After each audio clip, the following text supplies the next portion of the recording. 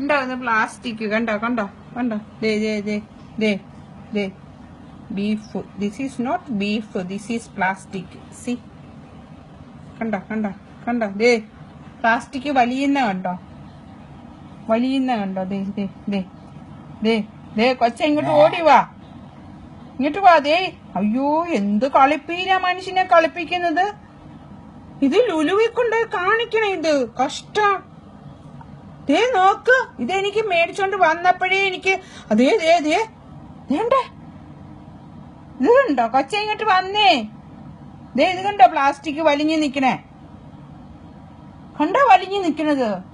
ഓ എന്റെ ദൈവമേ, ഇതൊക്കെ തിന്നു കഴിഞ്ഞാ ദേ ദേ ദേ ഇതുപോലത്തെ ബീഫ് ഞാൻ കണ്ടിട്ടില്ല. ഞാൻ കളഞ്ഞില്ലേക്ക, ഞാൻ കഴുകിയപ്പം തന്നെ എനിക്ക് മനസ്സിലായി ഇതിനൊരു ബ്ലഡ് പോലും ഇല്ല. ഇതുകൊണ്ട് ഇവരെ കൊണ്ട് കാണിക്കും.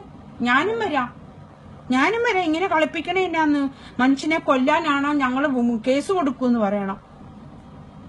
ഏ കണ്ടോ കണ്ടോ. അയ്യോ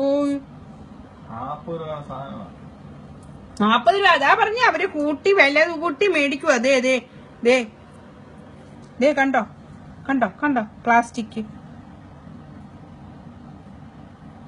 ലുലു എല്ലാരോടക്കും പറയണ ചേർക്കാ, ലുലു ഇവിടുന്ന് മേടിക്കരുതെന്ന്. ആരെങ്കിലും ഒക്കെ മേടിച്ച് തിന്ന് കണ്ടോ.